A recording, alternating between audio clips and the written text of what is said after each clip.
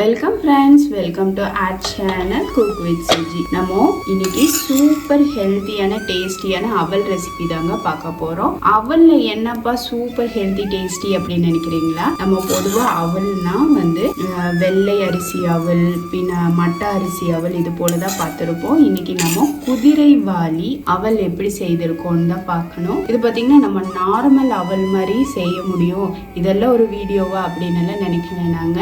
நீங்க நார்மல் அவல் செய்யற மாதிரி இது போல சிறுதானிய அவல்ல நம்ம செய்ய முடியாது. அதுக்கான சின்ன சின்ன டிப்ஸ் அண்ட் ட்ரிக்ஸோட நம்ம செய்திருக்கோம். வீடியோவை ஸ்கிப் பண்ணாம பாத்தீங்கன்னா மட்டும்தான் இது போல ஹெல்த்தியான டேஸ்டியான அவல் ரெசிபிஸ் உங்க வீட்லயும் செய்து அசத்த முடியும். வாங்க ஃப்ரெண்ட்ஸ், இப்போ வீடியோக்குள்ள போகலாம்.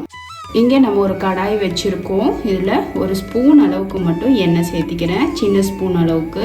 எண்ணெய் சூடானதும் கடுகு ஒரு 1/4 டீஸ்பூன் போல் சேர்த்திடலாம். போல் உளுத்தம் பருப்பு ஒரு 1/4 டீஸ்பூன் போல் சேர்த்திடலாம். 2 பச்சை மிளகாய் பொடியாக கட் பண்ணது, கூடவே பெரிய வெங்காயம் பொடியாக கட் பண்ணதையும் சேர்த்திடலாம்.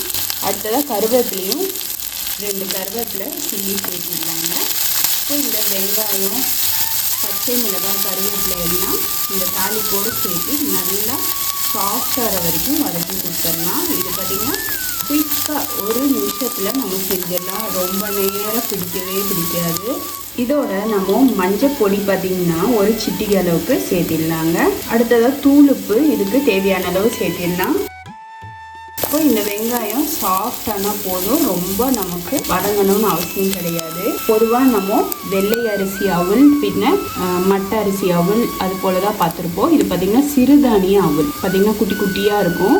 நம்ம நார்மல் அவல் போல் கழுவியில் யூஸ் பண்ண முடியாது. இப்போ 1 கப் அளவுக்கு அவல் சேர்த்திடுறேன். சேர்த்திட்டு இப்போ இந்த வெங்காயம், பச்சை மிளகாய் எல்லாம் இருக்கு இல்லைங்களா, இதோட சேர்த்து லைட்டாக ஒரு தடவை கலந்து விட்டுருலாம். ரொம்ப கலந்தோன்னா வறுபட்டுரும், அந்த அளவுக்கு வறுபட விட வேணாம். ஃப்ளேமை நல்லா சிம் பண்ணிட்டு இது போல சேர்த்திக்கோங்க. இப்போ பார்த்தீங்கன்னா எல்லா பக்கம் ஈவனாக இந்த மசாலா எல்லாம் நல்லா கலந்து வந்துடுச்சு. இப்போ நம்ம என்ன பண்ண போறோம்னா கொஞ்சமாக ஒரு கைக்குழி அளவுக்கு மட்டும் தண்ணி எடுத்து இது போல தெளிச்சா போல செய்யணும். ரொம்ப தண்ணி சேர்த்துட வேணாம். இதை நல்ல ஒரு தடவை இது போல் புரட்டி கொடுத்துட்டு நல்ல ஃப்ளேமை நல்லாவே சிம்மில் வச்சுக்கோங்க. சிம்மில் வச்சுட்டு ஒரு 3 நிமிஷம் போல் இது போல் மூடி போட்டு வேக விட்டு எடுக்கலாம். இது போல் சிறுதானிய அவல் பார்த்திங்கன்னா நம்ம உடம்புக்கு ரொம்பவே நல்லது. பொதுவாக சிறுதானியத்தில் நம்ம தேனை, குதிரைவாலி, சாமை, நிறைய வெரைட்டிஸ் இருக்குது. அதில் நம்ம பொங்கல், சாதம் இது போல் தான் செய்வோம். இது போல் சிறுதானிய அவலில் நம்ம அவலை செய்து சாப்பிடும்போது இதுவும் சூப்பராகவே இருக்குங்க, குயிக்காக செய்யக்கூடியதாகவும் இருக்கும். இப்போ 3 நிமிஷம் கழித்து நம்ம ஓப்பன் பண்ணி பார்க்கலாங்க.